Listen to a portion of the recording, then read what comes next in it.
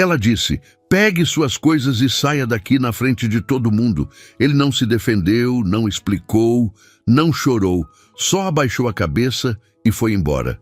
Mas quando ela descobriu o motivo, não conseguiu mais fingir que era forte. Lucas Ferreira entrou pela porta giratória da Vantage Consultoria naquela manhã como quem entra num lugar que já não reconhece mais. O prédio era o mesmo, o crachá era o mesmo, o elevador parou no mesmo andar de sempre, mas algo nele estava diferente. Os olhos fundos, o passo arrastado, aquela expressão de quem carrega um peso que não cabe nos ombros.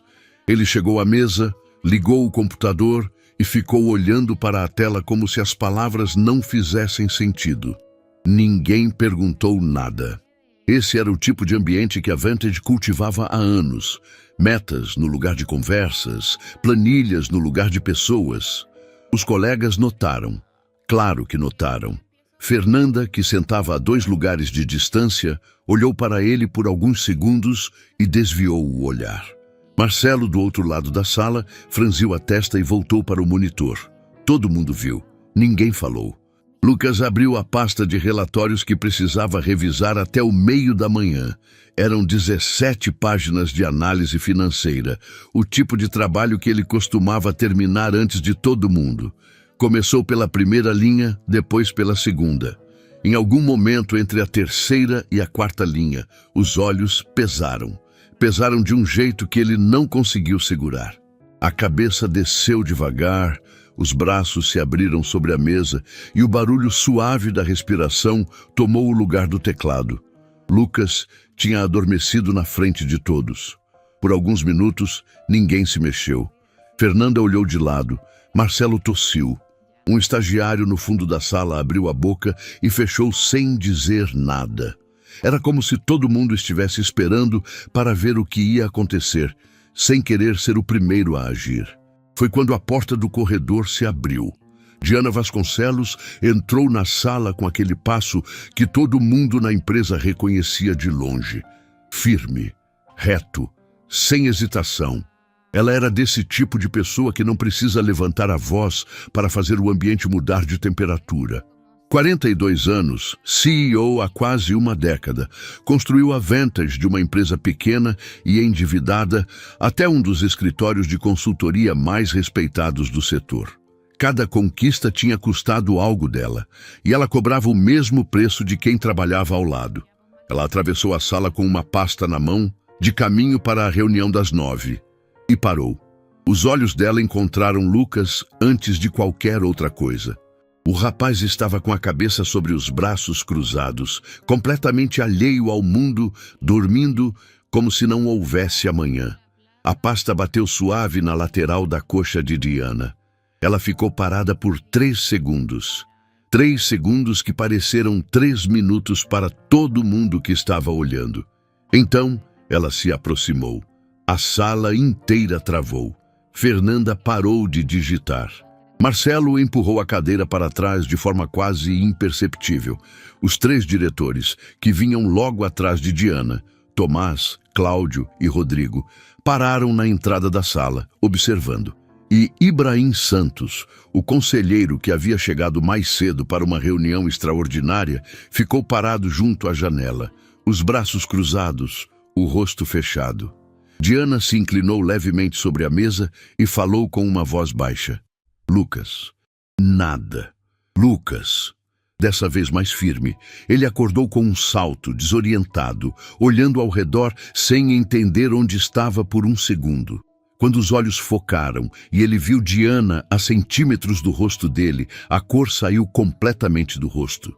Senhora Diana, Ele começou. Não! Ela se endireitou, cruzou os braços. Olhou para ele de um jeito que não deixava espaço para explicação. Isso aqui é um ambiente de trabalho. Não é quarto, não é sala de descanso, não é lugar para quem não tem condições de estar aqui. Lucas abriu a boca. Fechou. Pegue suas coisas e saia daqui. A frase caiu na sala como uma pedra. Fernanda olhou para a mesa. Marcelo fechou os olhos por um segundo. O estagiário, no fundo, segurou a respiração. Lucas não discutiu. Não levantou a voz. Não pediu desculpa com palavras longas, nem tentou se explicar. Ele apenas olhou para Diana por um momento. Um olhar que não tinha raiva, que não tinha súplica, que tinha algo muito mais pesado do que qualquer uma dessas coisas. E abaixou a cabeça. Começou a recolher os pertences devagar. Um caderno, uma caneca com o nome dele que a mãe tinha dado de presente quando ele foi contratado. Uma foto pequena guardada embaixo do teclado que ninguém nunca tinha visto de perto. Ele colocou tudo numa caixinha de papelão que pegou embaixo da mesa, com aquela calma de quem já não tem mais energia nem para o desespero. Diana virou as costas antes mesmo de ele terminar. Rodrigo deu um passo à frente, como se fosse falar, e recuou quando Diana passou por ele sem olhar. Tomás acompanhou a cena com os olhos semicerrados, processando cada detalhe. Cláudio ficou impassível, mas havia algo no canto da boca dele que denunciava um desconforto que ele não sabia esconder completamente. E Ibrahim? Ibrahim apenas observou Lucas do início ao fim, com uma expressão que ninguém ali conseguiu classificar. Não era julgamento, não era pena, era reconhecimento. Como se aquele rosto lhe dissesse algo que ele ainda estava tentando alcançar na memória. Lucas pegou a caixinha com os 2 braços, passou pela sala em silêncio e ninguém disse uma palavra. Nem tchau, nem boa sorte, nem um olhar de apoio. O ambiente corporativo tinha feito o que sempre faz, transformado gente em estátua. Ele entrou no elevador sozinho. As portas fecharam. E só quando o painel mostrou que o elevador tinha chegado ao térreo, Fernanda soltou o ar que estava segurando e sussurrou para ninguém em especial. Algo estava muito errado com ele hoje. Marcelo não respondeu, mas concordou por dentro. Do lado de fora do prédio, Lucas parou na calçada com a caixinha no colo e olhou para a fachada de vidro da Vantagem por alguns segundos. O sol da manhã batia forte, o trânsito corria ao fundo e a cidade seguia em frente como se nada tivesse acontecido. Ele enfiou a mão no bolso, sentiu o celular vibrar, olhou a tela. Era o hospital. Atendeu sem dizer nada, só escutou. E enquanto escutava, os ombros dele foram descendo devagar, como se o último fio que segurava aquele peso enorme tivesse partido de vez. Ele desligou, olhou para o celular por mais um segundo e começou a andar. Ninguém que passou por ele naquela calçada imaginou o que estava acontecendo. Viram só um rapaz simples carregando uma caixinha. Não viram o peso que ele carregava havia semanas. Não sabiam das noites em branco, das contas empilhadas, da promessa que havia feito para a mulher mais importante da vida dele. Ninguém sabia, ainda.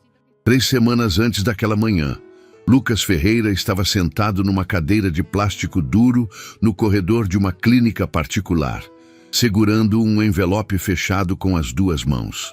Ele sabia o que tinha dentro. O médico havia explicado tudo com aquela voz pausada que os profissionais usam quando a notícia é pesada demais para ser dita depressa. Usou palavras técnicas que Lucas não entendeu completamente, mas entendeu o suficiente. Entendeu quando o médico falou em condição séria. Entendeu quando falou em tratamento longo. Entendeu muito bem quando falou em custo elevado.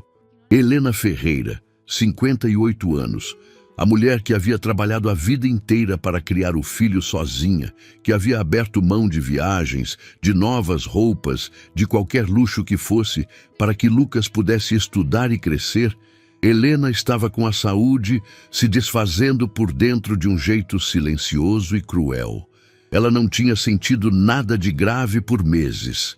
Cansaço, dizia. Falta de apetite, dizia. Pensou que era a idade. Pensou que era o ritmo de trabalho, pensou que passaria. Não passou. Quando finalmente foi ao médico, o quadro já tinha avançado mais do que deveria. Lucas ficou no corredor com o envelope por quase 1 hora sem abrir. Ficou olhando para o chão de cerâmica bege, para as pessoas que passavam com rostos preocupados, para uma criança que brincava perto da recepção sem entender nada do peso que existia naquele lugar. Quando finalmente abriu o envelope e leu o laudo, precisou dobrar o papel e fechar os olhos por alguns minutos. Depois, respirou fundo. Guardou o papel no bolso. Levantou. Tinha trabalho a fazer. Essa era a natureza de Lucas. Não era o tipo de pessoa que desmorona em público, que liga para todo mundo pedindo apoio, que posta nas redes sociais esperando consolo. Era o tipo que engole, que organiza, que vai atrás.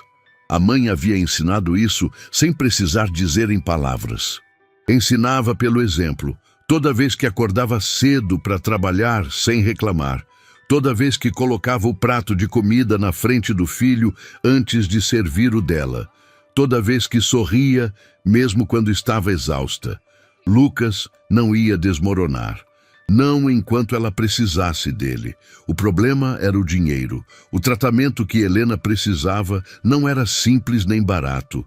A clínica particular que o médico indicava tinha um protocolo específico, com acompanhamento regular, procedimentos periódicos e medicações contínuas que precisavam ser compradas todo mês, sem interrupção. O plano de saúde dela cobria uma parte, só uma parte. O restante caía direto no bolso, e o bolso de Lucas, com o salário de analista júnior da Vantage, não tinha fundo suficiente para absorver aquele impacto sem sentir. Ele fez as contas naquela mesma noite, sentado na mesa da cozinha do apartamento pequeno que dividia com a mãe. Pegou uma folha de papel, escreveu os valores, somou, subtraiu, reorganizou. Fez de 3 formas diferentes, esperando que o resultado mudasse. Não mudou.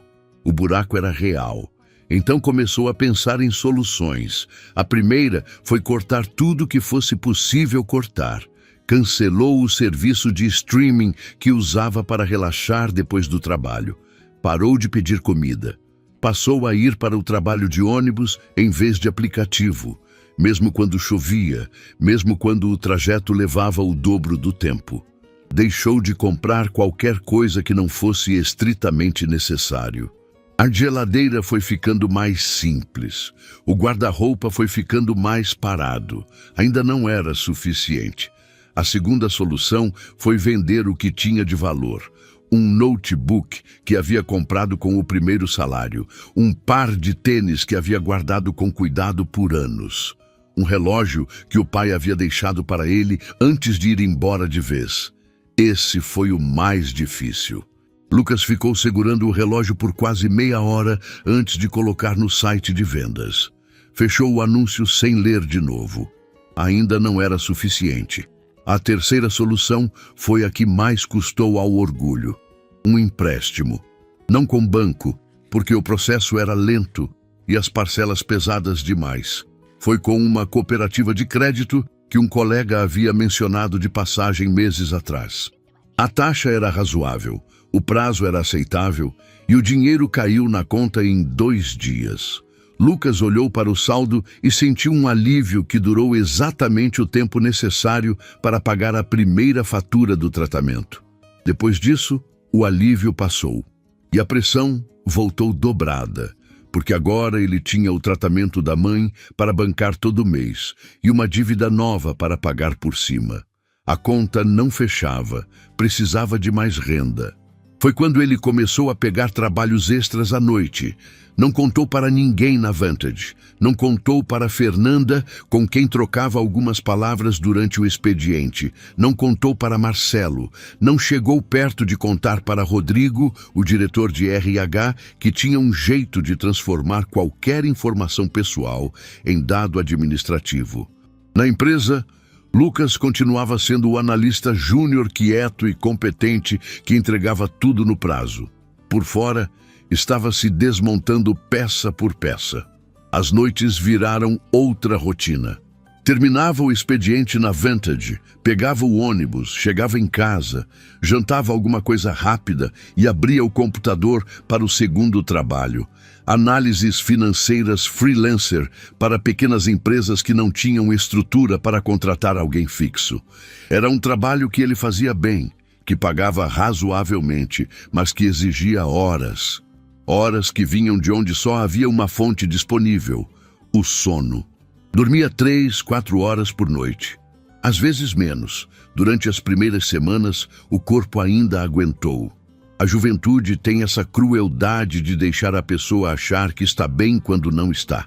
Lucas chegava ao trabalho cansado, mas funcional.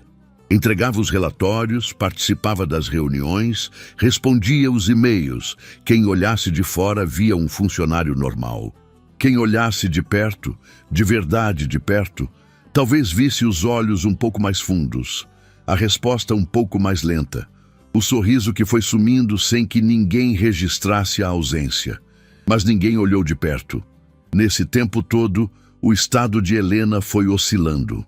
Havia dias bons, em que ela ficava sentada na sala, assistindo televisão e conversando com o filho sobre coisas simples. Uma receita que queria tentar, uma vizinha que havia passado para cumprimentar, um programa que tinha gostado. Nesses dias, Lucas conseguia respirar. Ficava sentado ao lado dela no sofá e por alguns minutos o peso diminuía. Mas havia os outros dias. Os dias em que ela mal conseguia sair da cama, em que o rosto dela mostrava uma lassidão que doía de ver, em que ela olhava para o filho com aquele olhar de mãe que percebe tudo mesmo sem perguntar nada. "Você está bem, meu filho?" ela perguntou numa dessas noites. "Estou, mãe." "Dorme." Ela ficou olhando para ele por um tempo antes de fechar os olhos. Não acreditou, mas não insistiu. Porque Helena também era do tipo que entende quando o filho precisa resolver as coisas do jeito dele. A virada aconteceu numa noite que Lucas não vai esquecer enquanto viver. Ele estava no meio de uma análise freelancer, quase meia-noite, quando ouviu um barulho vindo do quarto da mãe. Levantou, foi até lá, acendeu a luz. Helena estava acordada, sentada na cama, com uma expressão que ele nunca tinha visto nela. Não era dor exatamente. Era algo mais fundo, mais assustado. Ele chamou a emergência sem hesitar. Passaram a noite toda no pronto-socorro. Exames, espera, mais exames, mais espera. Lucas ficou do lado dela cada minuto, segurando a mão dela quando ela deixava, saindo só quando os profissionais pediam. Por volta das 4 da manhã, o médico de plantão explicou que o quadro dela havia se agravado e que ela precisaria ficar internada para um procedimento mais cuidadoso nos dias seguintes. Helena pegou a mão do filho antes de ele sair e disse com uma voz que saiu mais fraca do que ela queria: "Vai trabalhar, Lucas, eu fico bem. Mãe, vai. Você já fez demais por mim." Ele não dormiu. Ficou no corredor do hospital até o amanhecer, quando a situação de Helena estabilizou e a enfermeira disse que ela estava descansando.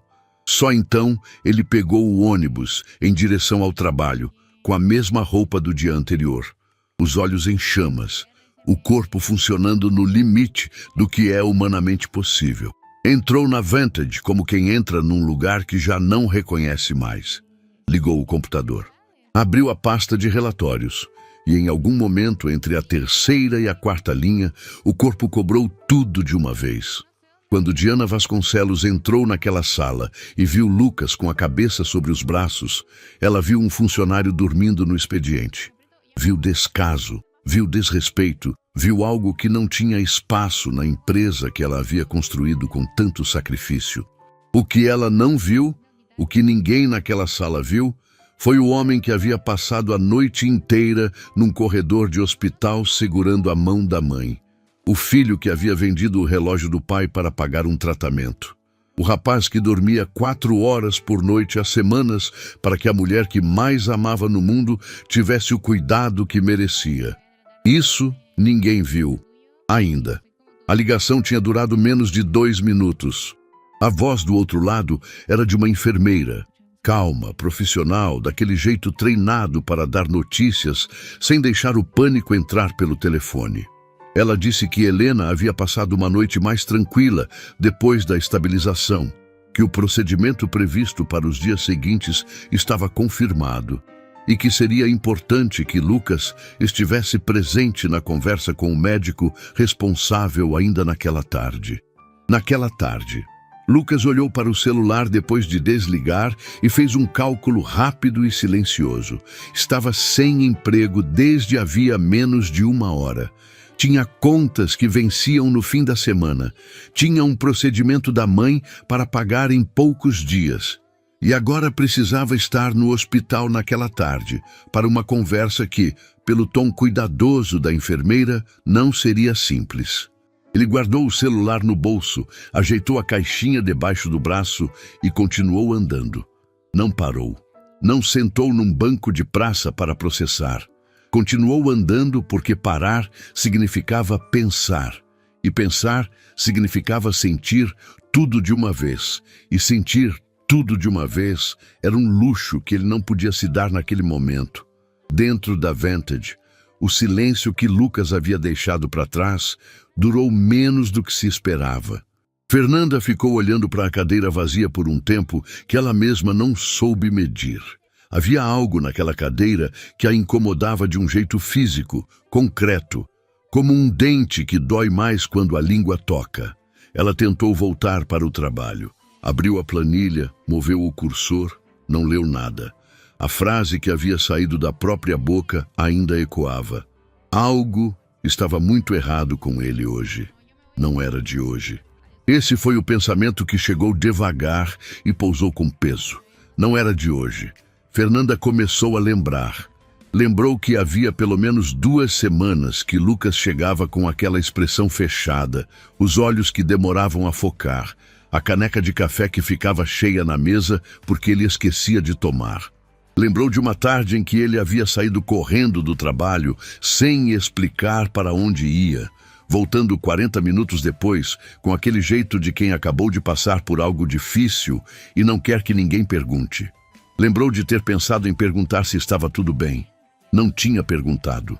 Tinha desviado o olhar e voltado para a planilha, exatamente como havia feito esta manhã, enquanto ele recolhia os pertences numa caixinha de papelão.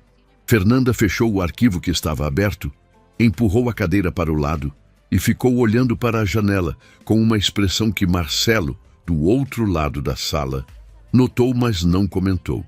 Na sala de reuniões do 12º andar, Rodrigo Menezes fechou a porta e ficou parado por um momento antes de se sentar. A reunião de pauta que havia sido convocada para aquela manhã havia sido cancelada sem explicação. Diana havia passado direto para o próprio escritório sem olhar para ninguém, o que era sinal claro de que não queria ser interrompida. Rodrigo abriu o computador e foi direto para o sistema de gestão de pessoas. Digitou o nome, Lucas Ferreira. A ficha abriu em segundos. 2 anos e 4 meses de empresa. Contratado como analista júnior, sem promoções formais, mas com um histórico de avaliações que Rodrigo foi lendo linha por linha com uma atenção que ele mesmo não conseguia explicar direito. Entrega consistente, proatividade acima da média, capacidade analítica destacada. Recomendado para progressão de carreira. Essa última era de uma avaliação feita por Tomás Braga, o diretor financeiro, há cerca de 6 meses. Rodrigo parou nessa linha. Tomás havia recomendado Lucas para a progressão de carreira. Isso significava que o rapaz não era apenas um funcionário cumpridor, era alguém que um dos diretores mais exigentes da empresa havia olhado de perto e considerado digno de crescer. Rodrigo conhecia Tomás há anos suficientes para saber que ele não colocava esse tipo de observação em ficha por gentileza. Ele pegou o telefone e discou para a sala de Tomás. Tomás Braga estava com a porta entreaberta quando o telefone tocou. Atendeu no segundo toque, ouviu Rodrigo do outro lado e disse apenas, "Sobe aqui." Quando Rodrigo entrou, Tomás já tinha algo aberto na tela. Não era o sistema de gestão de pessoas, era uma pasta de projetos, especificamente o relatório de auditoria interna que havia sido concluído havia cerca de 4 meses. Tomás apontou para a tela sem rodeios. "Você lembra desse relatório?" Rodrigo se aproximou.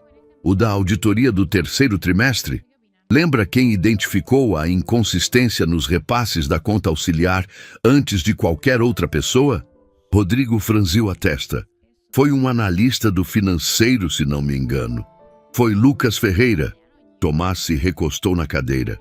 Ele identificou sozinho, documentou, reportou para mim em particular antes de levar para a equipe, exatamente como o protocolo pede. Evitou que um erro de quase R$300 mil passasse despercebido no fechamento do trimestre. O silêncio que caiu entre os dois foi diferente do silêncio da sala lá embaixo. Era o silêncio de quem está processando o tamanho de algo que quase passou em branco. R$300 mil. Rodrigo repetiu devagar. R$300 mil. E ele não pediu crédito, não mandou e-mail para todo mundo, não transformou isso em cartão de visita. Só fez o trabalho certo, do jeito certo. Tomás fechou a pasta. E essa manhã, nós deixamos ele sair pela porta com uma caixinha de papelão. Rodrigo não respondeu, porque não havia resposta razoável para aquilo. No andar de baixo, Fernanda havia tomado uma decisão. Ela não era do tipo de pessoa que vai atrás de confusão. Nunca tinha sido, mas havia algo que estava engasgado no meio do peito que ela precisava resolver antes que ficasse maior. Ela pegou o celular, abriu o contato de Lucas, que tinha porque a equipe usava um grupo de avisos do trabalho, e digitou uma mensagem. Apagou. Digitou de novo. Apagou de novo. Na terceira tentativa, o que saiu foi simples. Lucas, eu devia ter perguntado antes. Se precisar de alguma coisa, pode falar. Ela ficou olhando para a mensagem por alguns segundos antes de enviar. Depois, enviou. Colocou o celular virado para baixo na mesa e voltou para a planilha com o coração mais pesado do que antes, não mais leve, porque a mensagem não desfazia o silêncio das últimas semanas. E ela sabia disso. Ibrahim Santos havia saído da Vantage logo depois da cena da manhã, mas não havia ido para onde deveria ir. Tinha uma reunião com um cliente marcada para o começo da tarde, tinha compromissos, tinha uma agenda que não parava, mas estava parado num café a 2 quadras do escritório, com uma xícara que havia esfriado na frente, olhando para a parede. O rosto de Lucas havia feito algo na memória dele que ainda estava tentando alcançar. Ibrahim tinha 55 anos e havia visto muita coisa na vida corporativa. Demissões, crises, viradas, pessoas que pareciam fortes desmoronando e pessoas que pareciam frágeis se erguendo em momentos impossíveis. Tinha desenvolvido com o tempo uma espécie de radar para o que estava por trás das situações. O que as pessoas não diziam, o que os números não mostravam, o que ficava nas entrelinhas. E as entrelinhas daquela manhã estavam gritando alguma coisa que ele ainda não conseguia ouvir com clareza. O sobrenome, Ferreira, Lucas Ferreira. Ibrahim fechou os olhos por um momento. Havia um Ferreira na vida dele. Em algum lugar no passado, numa história que ele havia guardado numa gaveta que não abria há muitos anos. Não era uma gaveta de culpa, ou pelo menos era o que havia se convencido. Era uma gaveta de coisas que ficaram para trás, de caminhos que se separaram, de dívidas que o tempo havia coberto com poeira suficiente para parecerem menores do que eram. Ele abriu os olhos, pegou o celular e digitou uma mensagem para Tomás. Preciso de informações sobre o rapaz que saiu esta manhã. Pessoal, não profissional. Pode me ajudar? A resposta de Tomás demorou menos de 1 minuto. Já estava investigando. Sobe aqui quando puder. Diana Vasconcelos estava sozinha no escritório com a porta fechada. Havia mandado cancelar 2 reuniões sem dar explicação, o que era incomum. Diana não cancelava reuniões. Diana encerrava reuniões antes do tempo, quando achava que não estavam sendo produtivas, mas raramente cancelava. A assistente havia recebido a instrução por mensagem e não havia feito perguntas. Diana estava de pé, perto da janela que dava para a avenida lá embaixo. Dali ela via os carros, os pedestres, o fluxo constante de uma cidade que não para. Tinha o hábito de ficar nessa posição quando precisava organizar o pensamento. A movimentação lá embaixo funcionava como ruído de fundo, algo para os olhos fazerem enquanto a cabeça trabalhava. Estava pensando na expressão de Lucas, não no fato de ter dormido no expediente. Não na questão disciplinar, que do ponto de vista regulatório havia sido tratada corretamente. Estava pensando na expressão dele quando acordou e viu ela ali. Não havia medo naquela expressão. Não havia a reação automática de quem foi pego fazendo algo errado e tenta se justificar. Havia algo que Diana, com toda a sua experiência lendo pessoas em situações de pressão, estava tendo dificuldade de nomear. Resignação, talvez, mas não a resignação de quem desiste, a resignação de quem já carregou tanto que não tem mais energia para a reação, mas que ainda está de pé, ainda está presente, ainda está tentando de alguma forma. Ela havia visto essa expressão antes. Uma vez, num espelho, num período da própria vida que também ficava numa gaveta que ela não abria. Diana se virou da janela, voltou para a mesa e abriu o computador. Ficou com os dedos sobre o teclado por alguns segundos sem digitar nada. Então, abriu o sistema de gestão de pessoas e digitou um nome. Tomás abriu a pasta no computador e girou o monitor na direção de Rodrigo e Ibrahim, que estavam sentados do outro lado da mesa. Eram 3 homens que, individualmente, tinham visto muita coisa no mundo corporativo. Juntos naquela sala, com aquelas informações na tela, os 3 estavam em silêncio. Ele identificou o erro nos repasses. Tomás começou. Evitou um prejuízo sério para a empresa, não pediu reconhecimento, não usou isso para negociar nada. Depois disso, continuou entregando tudo no prazo, sem atrasos, sem reclamações, até as últimas semanas. Ibrahim estava com os cotovelos apoiados nos joelhos, olhando para a tela com aquela atenção concentrada de quem não está apenas ouvindo, está conectando pontos. O que mudou nas últimas semanas? É o que estamos tentando entender, Rodrigo respondeu. Eu sei o que mudou. A voz veio da porta. Os 3 se viraram. Fernanda estava parada na entrada da sala, com uma expressão de quem chegou até ali no limite da coragem e não tinha certeza se devia ter chegado. Ela segurava o celular com as 2 mãos, apertado contra o colo. Tomás fez um gesto simples com a cabeça. Pode entrar. Ela entrou devagar, ficou de pé perto da porta, como se precisasse manter a saída próxima. Eu devia ter falado antes. Faz tempo que eu devia ter falado. Fernanda contou tudo o que havia guardado.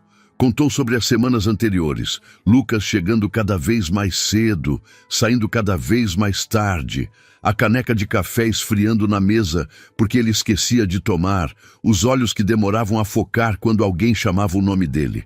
Contou sobre a tarde em que ele havia saído correndo sem explicar e voltado 40 minutos depois, com aquele jeito fechado de quem acabou de passar por algo que não cabe em palavras. Eu perguntei se estava tudo bem naquele dia, ela disse, e a voz saiu com uma rachadura no meio. Ele disse que sim, e eu acreditei porque era mais fácil acreditar. Ibrahim não tirou os olhos dela, enquanto ela falava.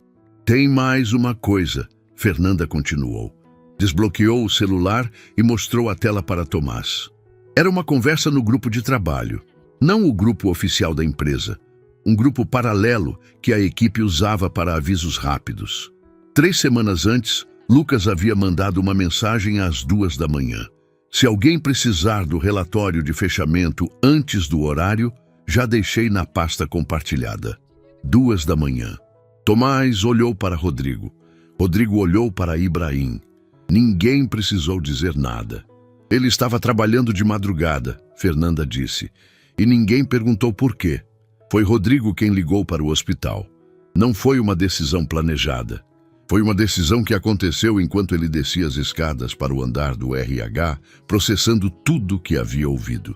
Ele tinha o número da clínica onde Helena estava internada, porque Fernanda havia encontrado num papel que Lucas havia deixado embaixo do teclado, junto com a foto pequena que estava na caixinha. Uma foto de 2, tirada num lugar simples, um rapaz jovem e uma mulher mais velha sorrindo para a câmera, com aquele jeito de quem não precisa de nada além daquele momento. Rodrigo olhou para a foto antes de ligar. Depois discou. A atendente foi cordial e cautelosa. Não fornecia informações sobre pacientes para pessoas não identificadas como familiares. Rodrigo entendeu, agradeceu, estava prestes a desligar quando a atendente acrescentou, sem que ele pedisse: "O senhor é da empresa dele, porque ele deixou o contato da empresa como referência secundária de emergência." Rodrigo ficou parado. Deixou? Sim. Caso não conseguissem falar com ele diretamente, o contato seguinte era o número da Vantage Consultoria. Lucas havia colocado o trabalho como contato de emergência da mãe. O trabalho que havia acabado de demiti-lo naquela manhã era, nos documentos do hospital, a segunda linha de segurança dele. Rodrigo desligou o telefone e ficou parado no corredor por um tempo que não soube medir. Ibrahim saiu da Vantage no meio da tarde, sem avisar ninguém. Pegou o carro, colocou o endereço do hospital no GPS e dirigiu em silêncio. Não ligou o rádio. Não atendeu as 2 ligações que entraram durante o trajeto. Ficou com as 2 mãos no volante e os olhos na estrada, deixando a memória trabalhar no que havia guardado por anos numa gaveta que agora estava completamente aberta.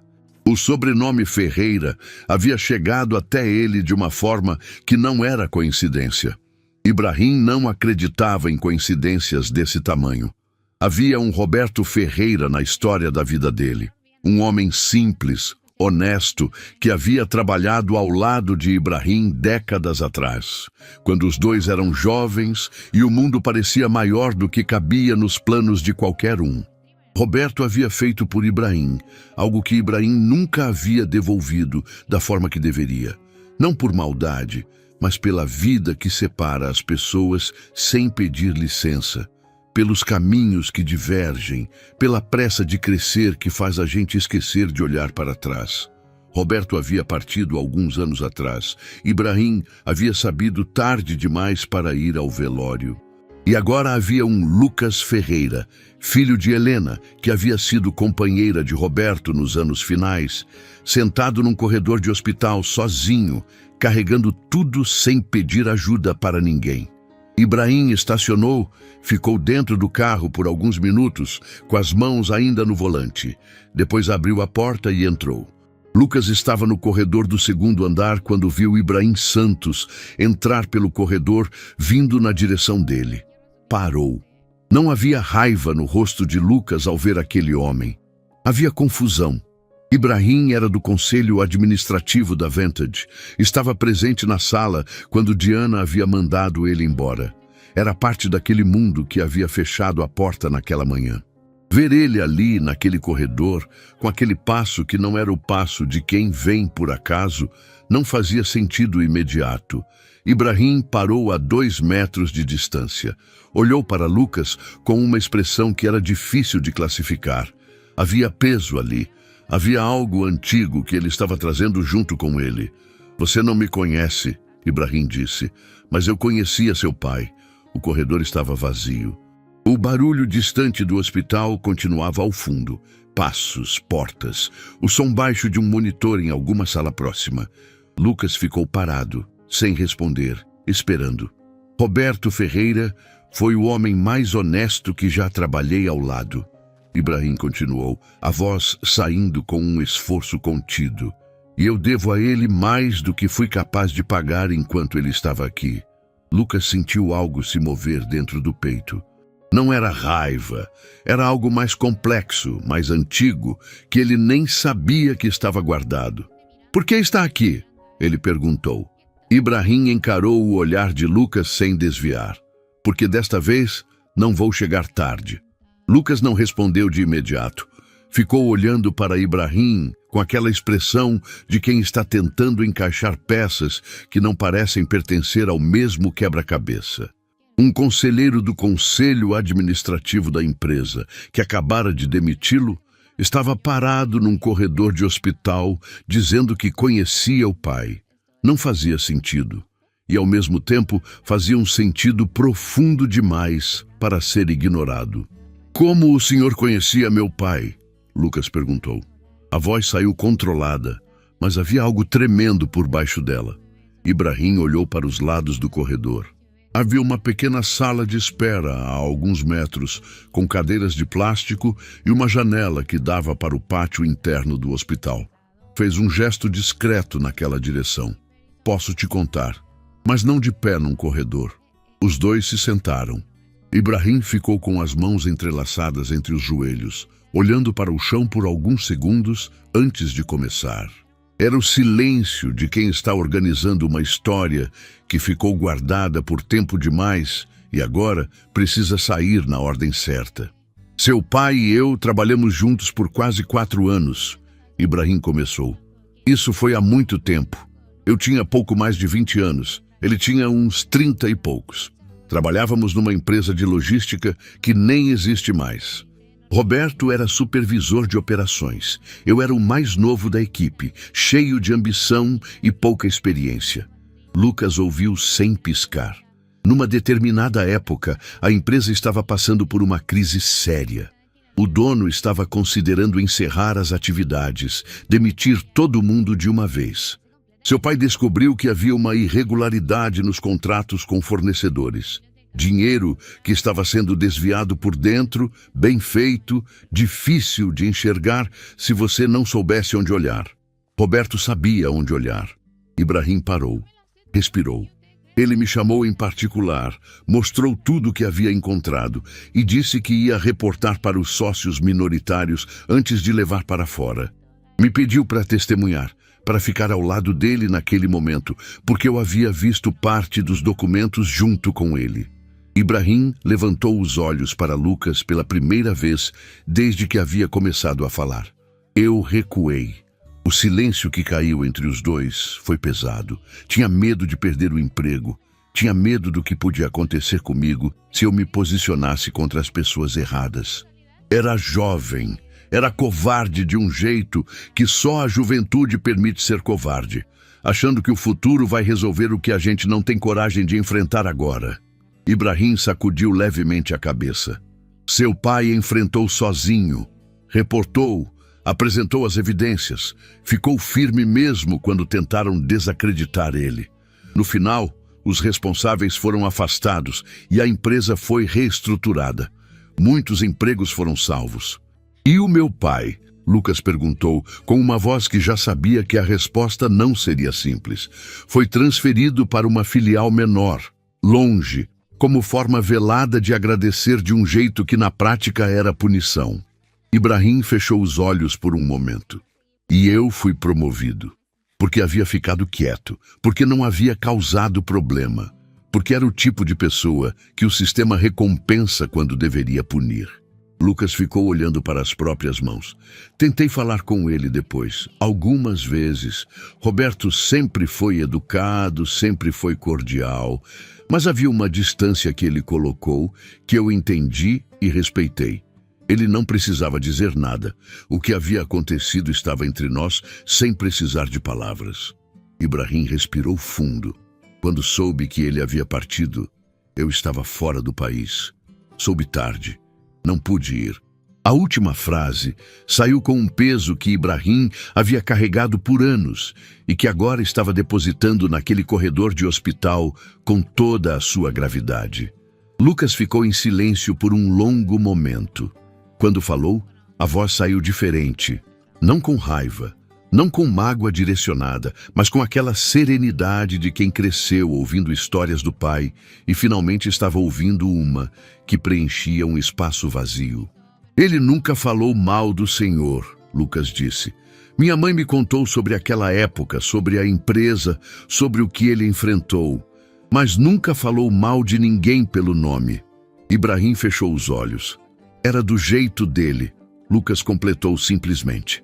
Dentro do quarto 214, Helena estava acordada. Estava recostada nos travesseiros com aquele cansaço que não era só do corpo. Era o cansaço de quem passou dias numa cama de hospital tentando não demonstrar o quanto estava assustada para não preocupar ninguém.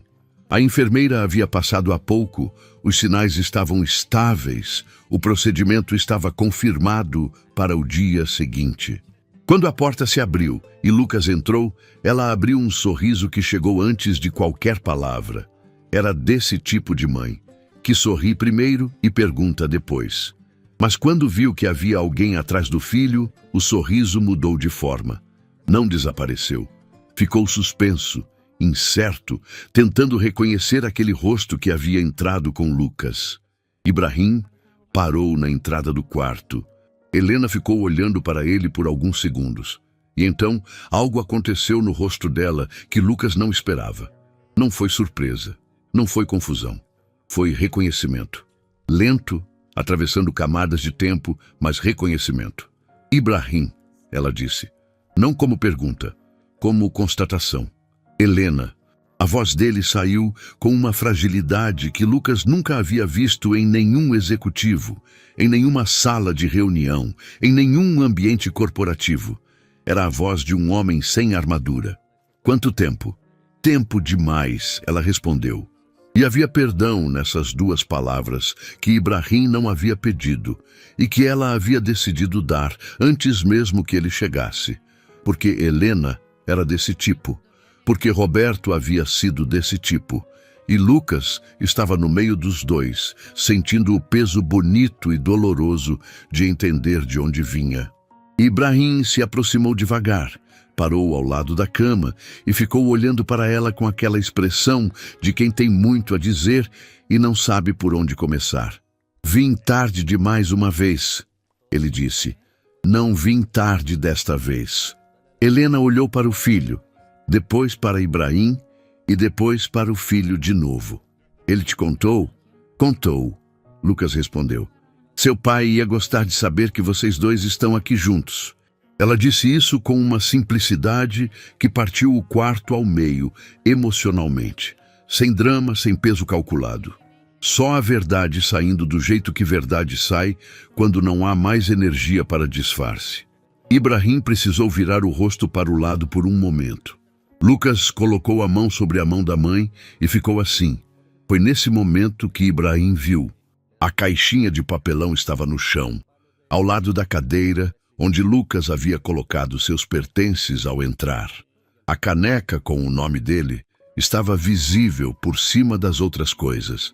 E do lado da caneca, meio saído, havia um objeto que Ibrahim reconheceu antes de entender completamente que estava reconhecendo. Um relógio, velho, de couro desgastado, com aquele mostrador simples que não tentava ser mais do que era. Ibrahim se abaixou devagar, olhou mais de perto sem tocar, levantou os olhos para Lucas. Esse relógio... Lucas seguiu o olhar. Era do meu pai. Eu vendi algumas semanas atrás. O comprador ainda não havia buscado, então ainda estava com a minha vizinha que guardou para mim. Eu sei de onde vem esse relógio, Ibrahim disse. Lucas franziu a testa. Quem você acha que deu esse relógio para Roberto? O quarto ficou em silêncio absoluto. Helena fechou os olhos. Lucas olhou para o relógio, depois para Ibrahim, tentando processar mais uma camada de uma história que havia começado décadas antes de ele existir. Era um presente, Ibrahim disse, a voz saindo baixa. Dei para ele no dia em que ele foi transferido. Porque não tive coragem de fazer o que devia ter feito, então dei o que tinha de mais valor naquele momento. Achei que resolvia alguma coisa. Ele parou. Não resolvia nada, mas ele ficou com o relógio assim mesmo, porque era do jeito dele. Lucas repetiu pela segunda vez naquela tarde. Ibrahim assentiu. Tinha água nos olhos que ele não estava tentando esconder. O celular de Lucas vibrou. Era uma mensagem de Rodrigo Menezes. Lucas, preciso falar com você. É urgente, tem coisas que você precisa saber sobre o que está acontecendo aqui dentro. Lucas leu, mostrou para Ibrahim sem dizer nada. Ibrahim leu, ficou sério. Pegou o próprio celular e discou para Tomás. A conversa foi curta. Ibrahim ouvindo mais do que falando, respondendo com monossílabos, o rosto ficando mais fechado a cada segundo. Quando desligou, ficou parado por um momento. Diana leu a ficha toda, ele disse para Lucas. Tomás disse que ela cancelou todas as reuniões da tarde e não atendeu ninguém. Cláudio foi até o escritório dela e ela mandou ele embora pela primeira vez em anos. Lucas não respondeu. Ela vai agir, Ibrahim disse, não como previsão, como certeza. Não precisa, Lucas respondeu, e havia algo na voz dele que não era amargura nem indiferença. Era uma clareza dura e honesta. Eu não voltaria para um lugar que me tratou daquele jeito. Não é sobre orgulho, é sobre o que uma pessoa sabe que merece. Ibrahim olhou para ele por um longo momento. Havia algo naquela frase que soava exatamente como Roberto Ferreira. Aquela dignidade quieta que não precisa de audiência para existir. Não é sobre voltar para o mesmo lugar, Ibrahim disse devagar. É sobre o que vem depois disso. Helena abriu os olhos e olhou para o filho com aquela expressão de mãe que sabe antes de saber. Lucas, ele olhou para ela. Deixa a vida fazer o que ela precisa fazer, ela disse simplesmente. Você já carregou o suficiente sozinho. Lucas ficou olhando para a mãe. Depois olhou para a caixinha no chão. A caneca, a foto, o relógio que havia voltado para as mãos dele, sem que ele tivesse planejado. 3 objetos pequenos que contavam uma história maior do que qualquer relatório, qualquer ficha de funcionário, qualquer decisão tomada numa sala de reunião com piso de mármore. Do lado de fora do hospital, numa cidade que continuava em movimento sem saber nada daquele quarto, Diana Vasconcelos estava dentro do carro estacionado na entrada, com o motor desligado.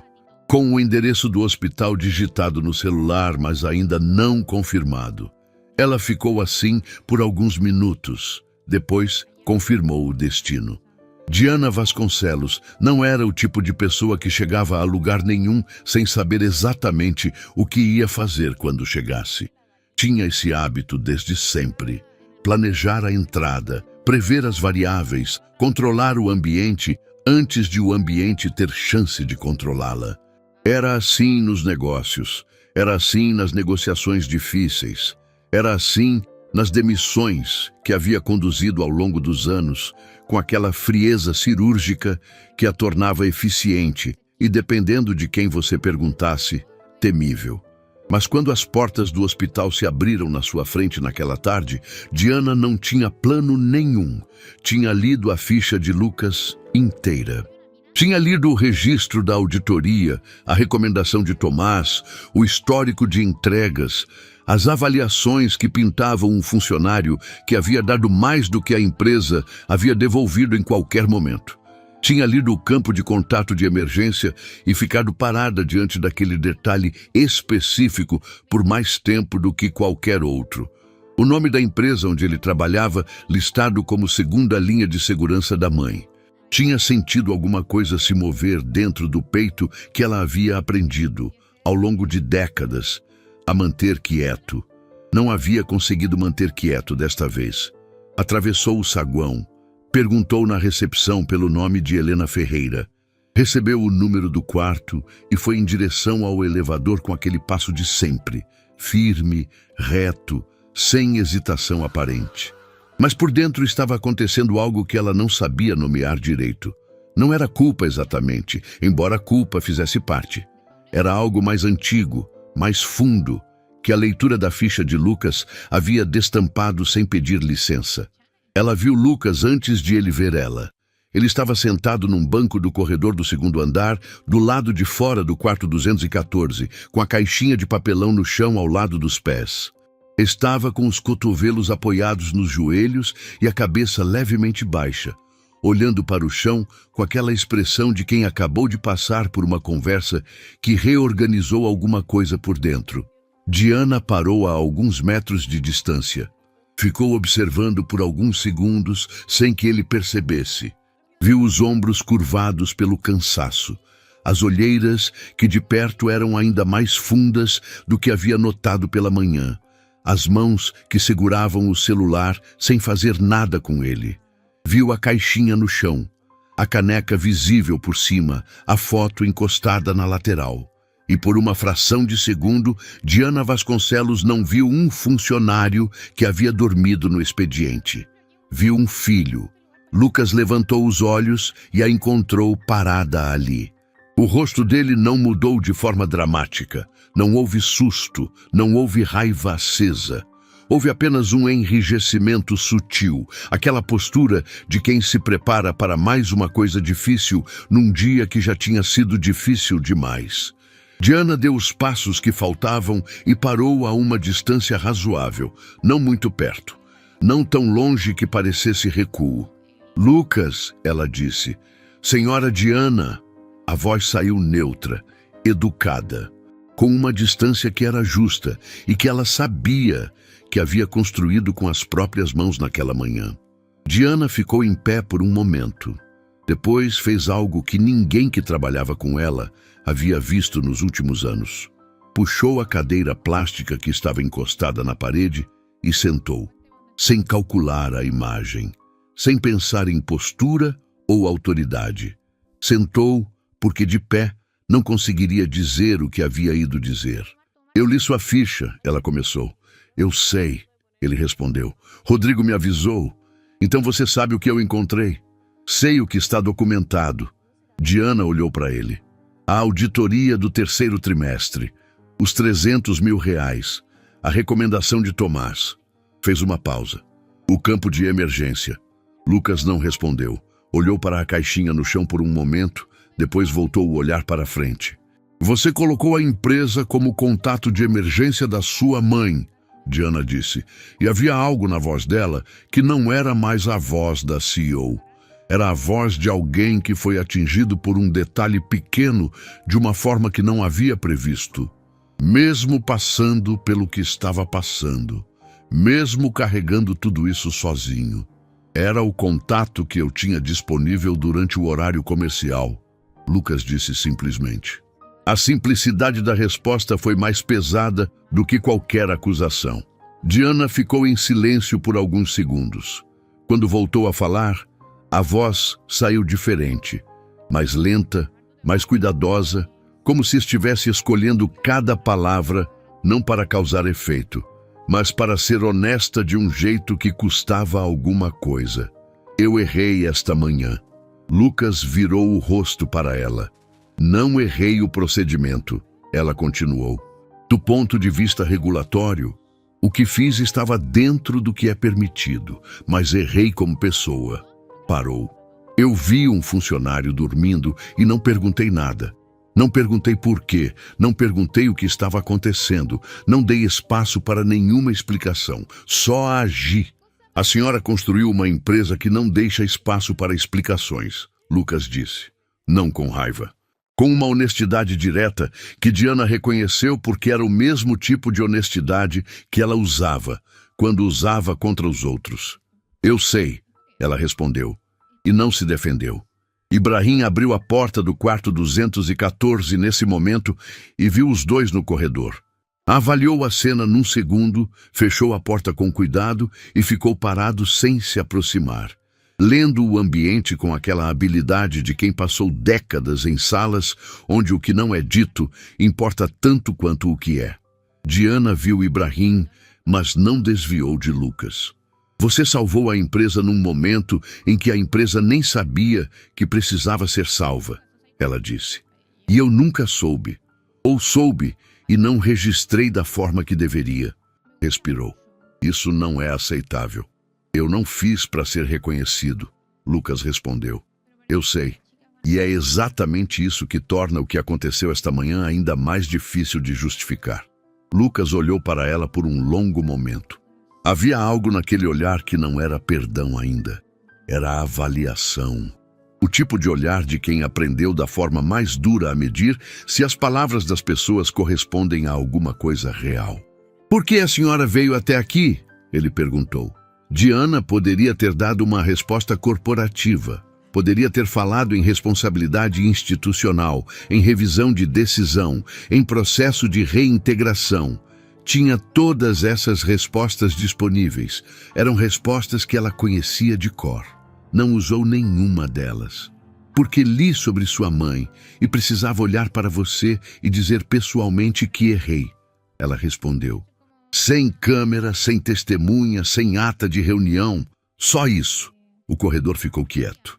Ibrahim, do lugar onde estava, abaixou a cabeça. Foi Lucas quem quebrou o silêncio. E o que ele disse não foi o que Diana esperava ouvir. Não foi o que Ibrahim esperava. Não foi o que nenhuma das variáveis que Diana costumava calcular teria previsto.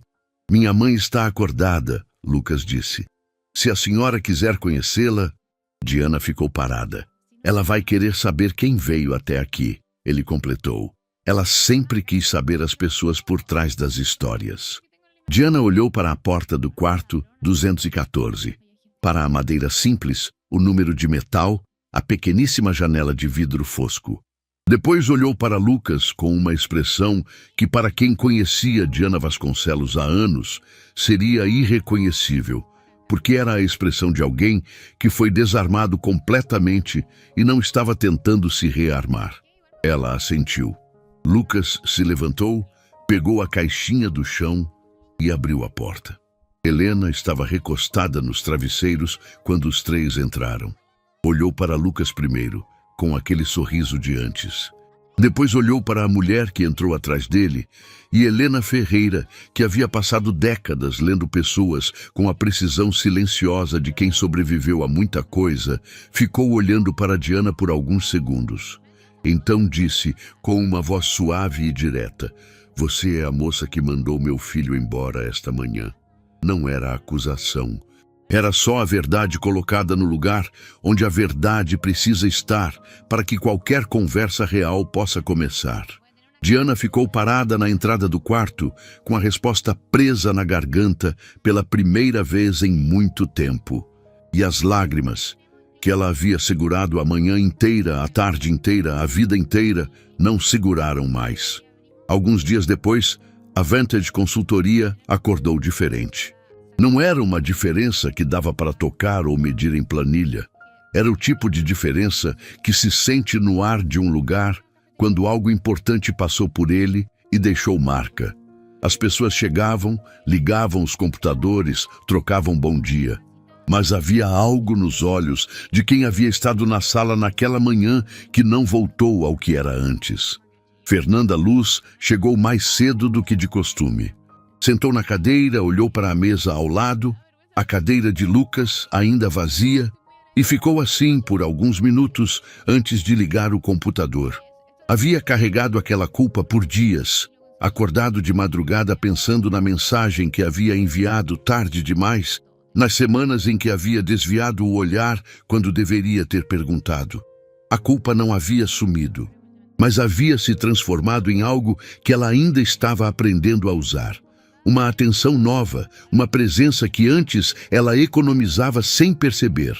Marcelo chegou logo depois, viu Fernanda olhando para a cadeira vazia e não disse nada. Só colocou uma mão rápida no ombro dela ao passar. Foi o suficiente. Cláudio Esteves estava na sala de reuniões do 12º andar quando Lucas entrou. Não havia mais ninguém. Cláudio havia pedido aquela conversa especificamente assim, sem Rodrigo, sem Tomás, sem Diana, só os dois. Era do jeito dele, direto, sem plateia. "Senta", Cláudio disse. Lucas sentou. "Eu estava naquela sala quando Diana mandou você embora." Cláudio começou, com aquela voz seca que não tinha o hábito de se enfeitar. "Fiquei parado, não falei nada. Podia ter falado. Sou diretor de operações. Tenho peso suficiente para pausar uma decisão. Não pausei." Lucas esperou. "Não vim pedir desculpa." Cláudio continuou. "Vim te dizer que errei e que a empresa errou e que isso tem consequência prática." Empurrou uma pasta pela mesa. "Sua reintegração foi processada ontem. Posição de analista sênior, não júnior. O salário está na primeira página. As atribuições estão na segunda." Lucas abriu a pasta devagar, leu a primeira página, leu a segunda. Fechou. "Não é favor", Cláudio disse antes que Lucas pudesse falar. "É o que os seus 2 anos de entrega valiam e que nunca foi formalizado. Devia ter acontecido antes. Não aconteceu, agora acontece." Lucas ficou olhando para a pasta fechada por um momento. "Por que o senhor especificamente veio me dizer isso?" Cláudio o encarou. "Porque fui o único que ficou calado naquela sala e que ainda não havia olhado nos seus olhos desde então. Foi a resposta mais longa que Cláudio Esteves havia dado para qualquer assunto pessoal em anos. E foi exatamente suficiente. Diana estava de pé, perto da janela do próprio escritório, quando Lucas chegou. Ela se virou quando ele entrou. E por um momento, os dois ficaram parados sem falar. Duas pessoas que haviam se visto num corredor de hospital alguns dias antes de um jeito que nenhum dos dois havia planejado e que havia mudado alguma coisa que não tinha nome corporativo.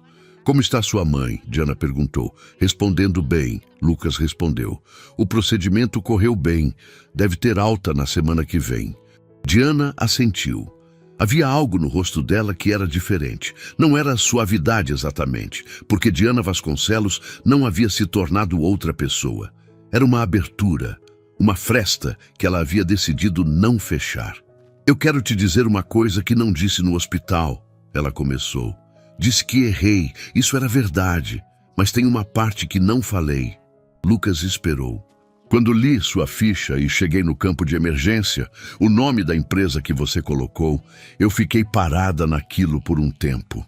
Diana escolheu cada palavra com o cuidado de quem está sendo honesta de um jeito que dói um pouco. Porque eu já coloquei o trabalho no centro de tudo uma vez. Num período da minha vida em que as pessoas que eu amava precisavam de mim e eu estava olhando para a planilha. Parou. Não percebi o que estava vendo em você, porque estava olhando com os olhos errados.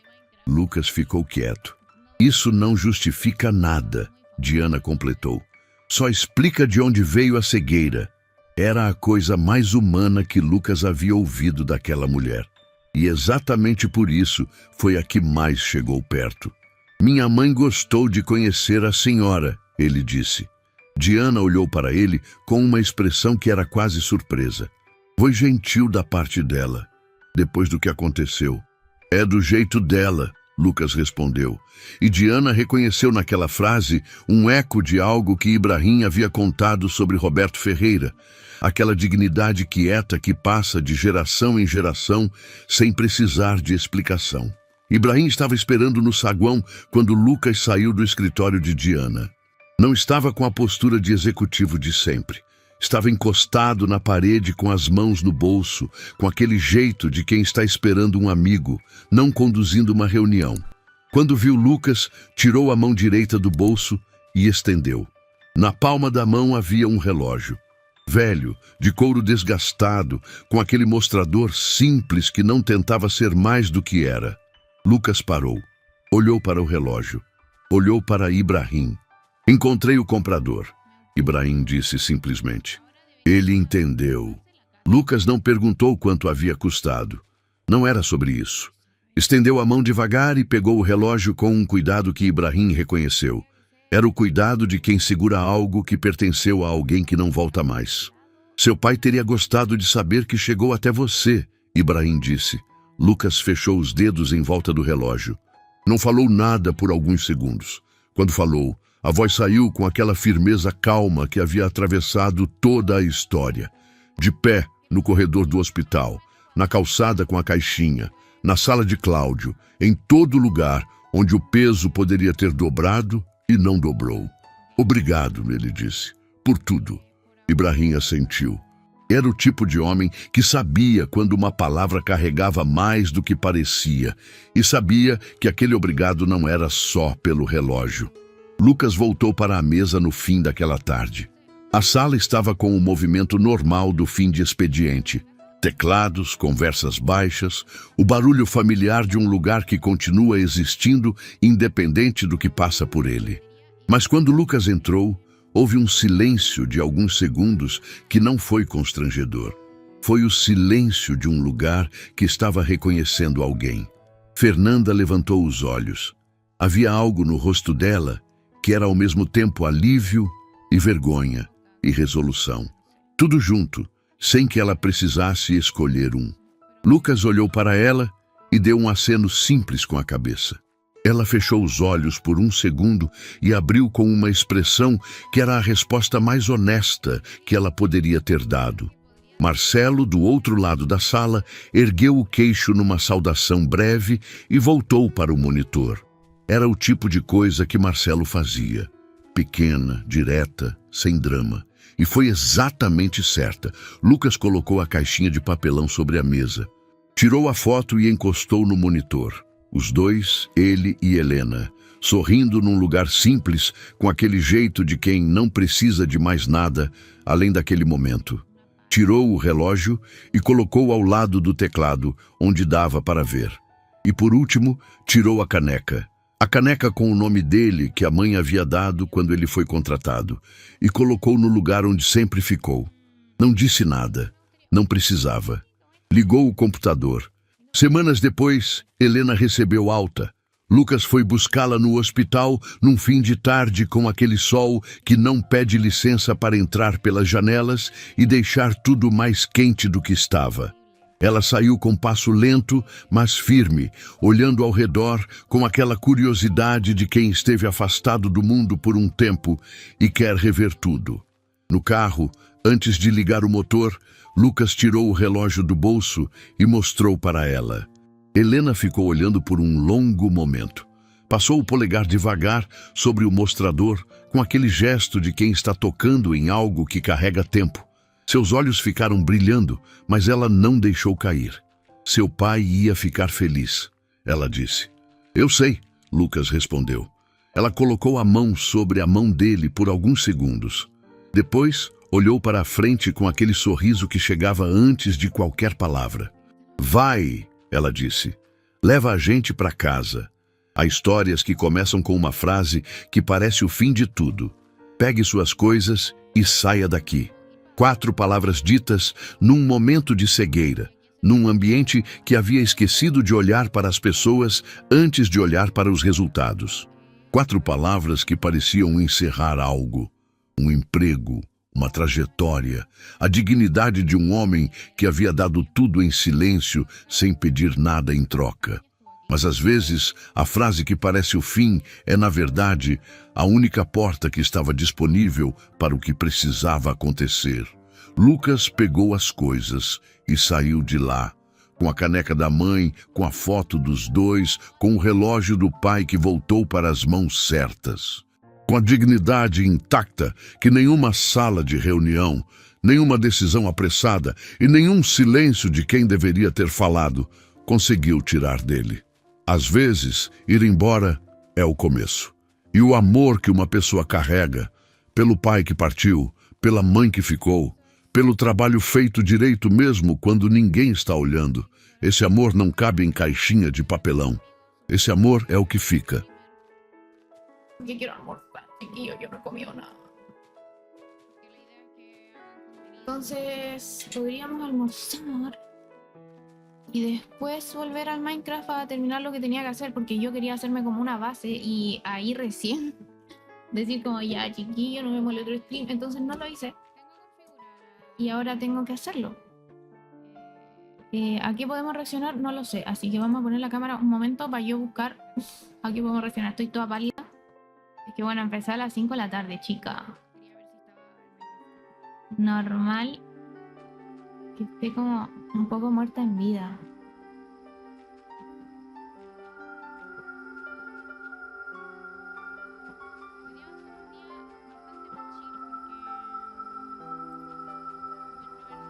Sí, es que estoy full zombie, así que me di cuenta cuando fui al baño, me miré la cara y dije, ¿quién es esta persona?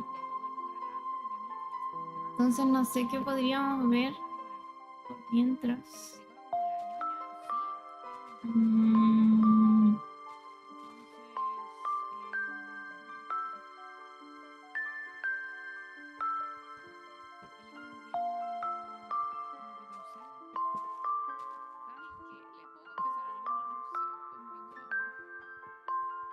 No, de que fui a ver que iba a almorzar.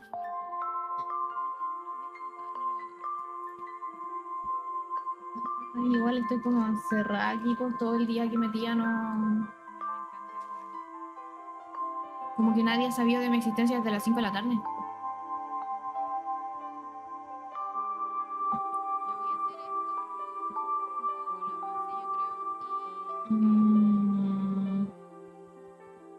¿Qué podríamos reaccionar?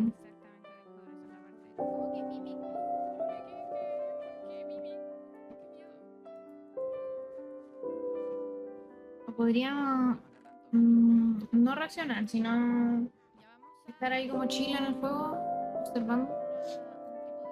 O ya, a ver, ya no, ya basta de ser indecisa. Voy a comer mientras juego. ¿Cuándo no he hecho eso? Siempre lo hago. Siempre lo hago, entonces. El problema es que estoy toda chascona.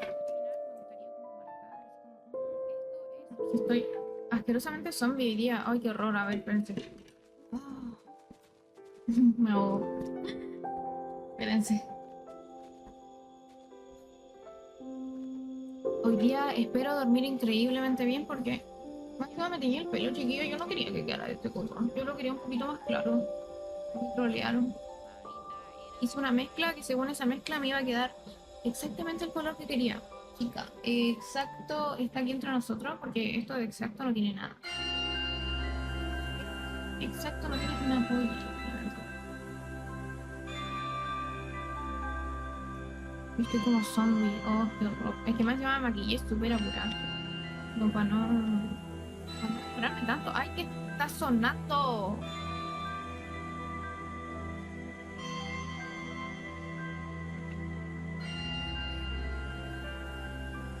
Cuando la música en Minecraft. Ya no importa, vamos a ir. Bueno, vamos a jugar.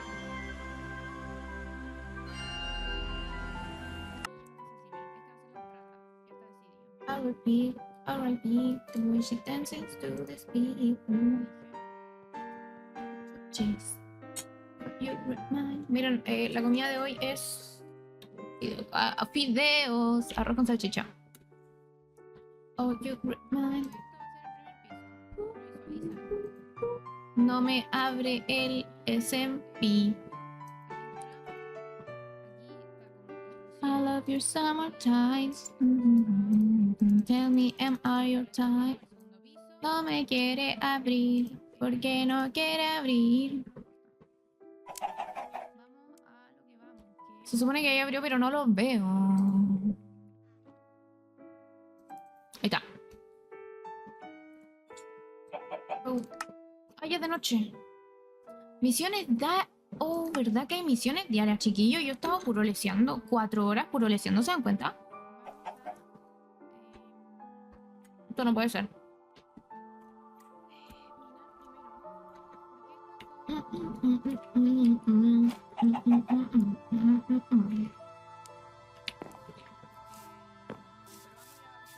Vamos a ver las misiones diarias mientras almorzamos, ¿ok?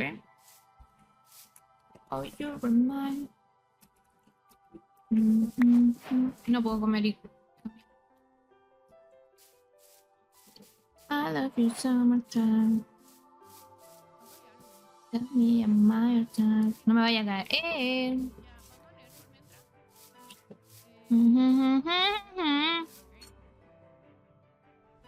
Bueno, no puedo hacer eso. Tienen que llenarme los hocico de comida y ahí recién. Oh,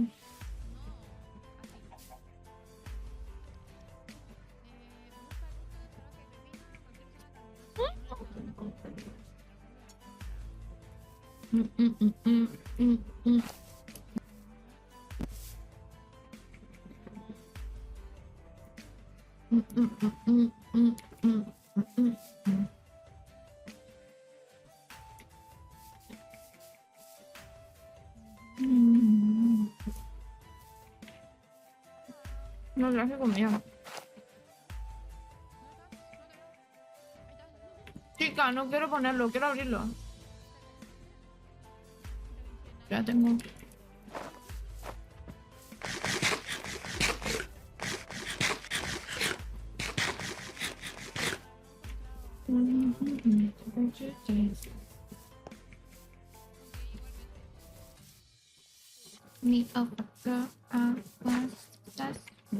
Las misiones diarias, ¿dónde las dan?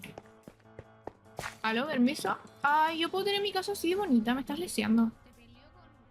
Nah. Chiquillo, ustedes están claros que yo voy a hacer la casa más... ¿Hola?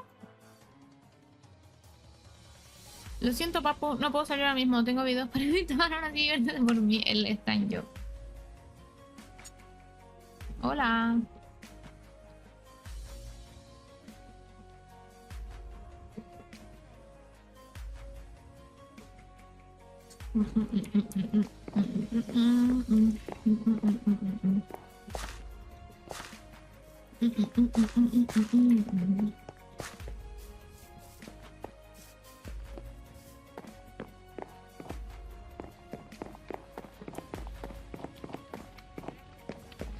Hola, ¿qué pasó? Venga, ya, hombre. Te digo que estoy de 10, ¿eh? No me mires así. Oh. Wanna be your baby. Quiero ser tu bebé. I wanna keep you a baby. ¿Dónde está la mención diaria? Quiero ser tu bebé. I wanna keep you baby. Quiero ser tu bebé. I wanna keep you a baby. Uy, es lo que acabo de escuchar. ¿Dónde? Ah, no, No nada. escuchas no, no. nada, nada, tú no ¿Por qué escuchas estás cuernudo? nada. ¿Qué hay? Nah. ¿Las menciones diarias dónde están?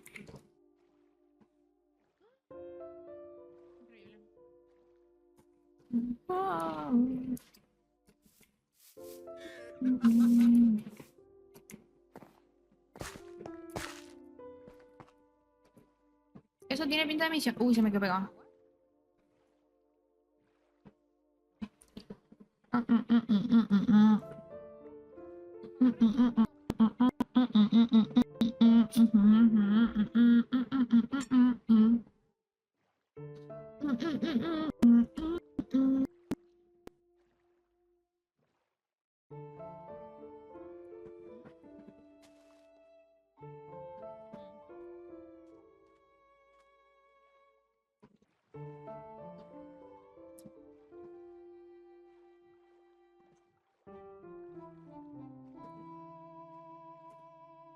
Se congeló el chat. Me gustaría tener estos árboles de manzanas cerca de la casa.